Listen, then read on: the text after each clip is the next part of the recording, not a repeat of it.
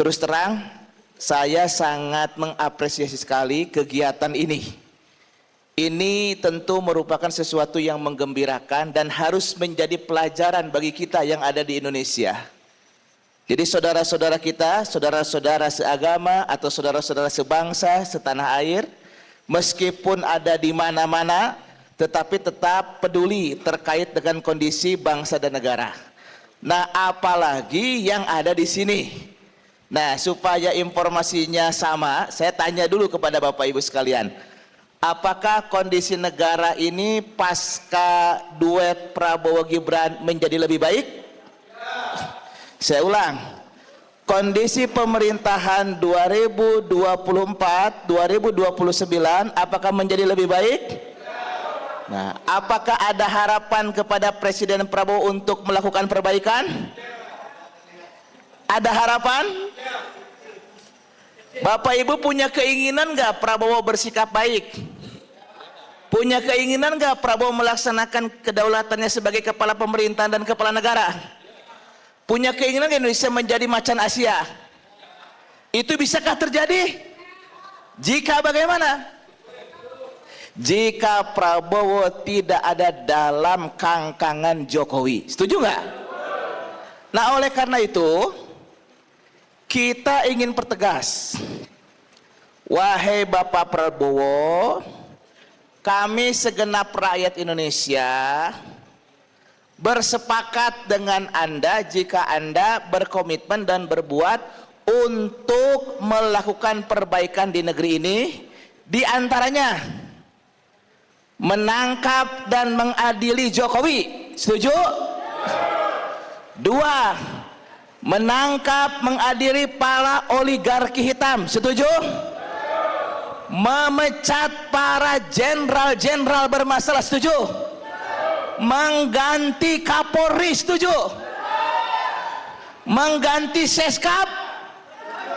Ulangi, mengganti Seskap. Setuju?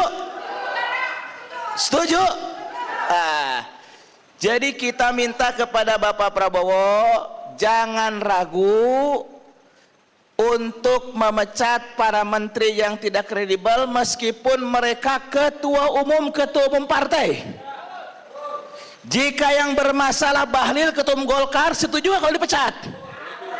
Kalau Julhas, pokoknya siapapun menteri yang bermasalah harus diganti. Kemudian untuk jangka cepat, kan kita ini percaya nih dengan narasi yang disampaikan oleh beliau. Kan yang punya otoritas merubah negara ini adalah Presiden dan DPR, betul tidak? Kalau Presiden dan DPR itu belum kompak, maka kita tuntut keberanian kepada Presiden untuk menerbitkan Perpu. Setuju nggak? Peraturan pengganti undang-undang. Saya tanya, Undang-undang Minerba bermasalah tidak? Nah, kita minta kepada Presiden Prabowo, kalau serius mau menciptakan perbaikan di negeri ini, segera terbitkan Perpu Minerba. Setuju? Sekarang saya tanya, Undang-undang Tenaga Kerja, Cipta Kerja bermasalah tidak? Bagi kita, mau meresapel dengan menempatkan menterinya orang buruh, orang pekerja atau siapapun, selama Perpu terkait dengan Undang-Undang Ketenagakerjaan tidak diterbitkan, maka kita masih melihat ini hanya omon-omon. Betul tidak?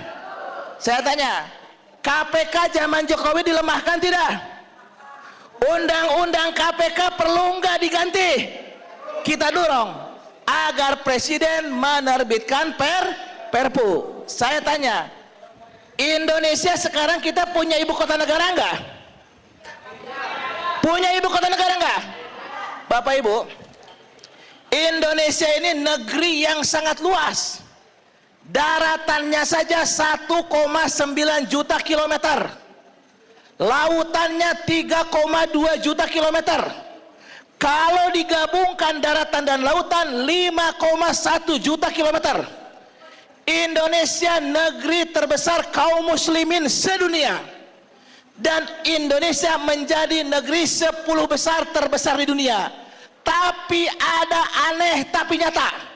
Negeri yang besar ini seperti tidak punya ibu kota negara. Betul tidak? Terbit IKN. Tapi di IKN sekarang mereka bekerja tidak? Masih di Jakarta. Disebut ibu kotanya di Jakarta, ada IKN. Disebut IKN masih di Jakarta. Artinya sampai hari ini definitif, de facto dan de jure-nya seperti Indonesia tidak punya ibu kota negara. Ini memalukan. Jadi kepada Presiden Prabowo, kalau serius ingin menjaga kedaulatan negara, segera terbitkan Perpu terkait IKN. Batalkan IKN. Setuju? Allahu Akbar. Terakhir, kalau berpartner harus dengan orang baik. Di dalam kepemimpinan nih, kalau sholat, saf pertama yang paling dekat dengan imam adalah orang yang kualitas bacaannya paling bagus. Imam sholat, maka saf yang di belakang imam 1, 2, 3 harus orang yang punya rekam jejak kualitas keilmuan bacaannya. Yang kedua, kaitan dengan fisiknya. Kenapa? Manakala presiden, manakala imam sholat ada uzur syar'i, maka langsung diganti oleh makmum. Nah sekarang kepada Bapak Presiden, coba renungkan, coba kaji dengan sepenuh hati. Apakah mungkin Indonesia akan baik-baik saja, akan menjadi maju, akan menjadi sejahtera jika yang jadi presidennya adalah Gibran? Mungkinkah Indonesia maju dengan presidennya Gibran? Dalam undang-undang, jika presiden mangkat, berhenti dan tidak dapat melaksanakan tugasnya, maka diganti oleh siapa? Wakil presiden. Jadi kepada Bapak Prabowo, segera tuntaskan aspirasi masyarakat.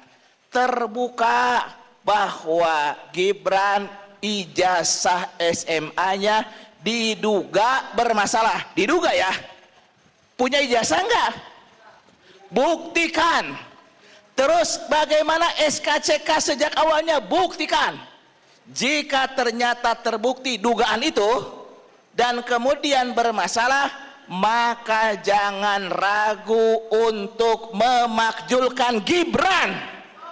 Dan Presiden Prabowo harus yakin, bukan hanya angkatan darat, bukan hanya angkatan udara, bukan hanya angkatan laut. Jika presiden bersama rakyat, maka segenap komponen rakyat akan bersama Prabowo untuk menjaga negeri ini dari kangkangan Jokowi dan para oligarkinya. Setuju? Kalau Prabowo kemudian dimusuhi oleh gerakan-gerakan yang mau melakukan pembusukan, siap bela? Siap dukung? Tapi kalau sebaliknya, ternyata Prabowo menikmati permainan Jokowi, ternyata Prabowo menikmati permainan jongos-jongos asing, maka kita pun harus bersikap adil. Maka kalau Prabowo ternyata tidak memenuhi aspirasi rakyat, malah bersama Jokowi, kita juga jangan ragu-ragu untuk menyampaikan amar ma'ruf nahi munkar kepada Prabowo. Bagi kita semua yang ada di sini bukan tim sukses orang per orang. Bagi kita yang di sini, kita adalah tim sukses agama, bangsa dan negara. Siapapun yang berbuat untuk kepentingan agama, bangsa dan negara, kami bersamanya untuk berjuang dengan segala kemampuan kami.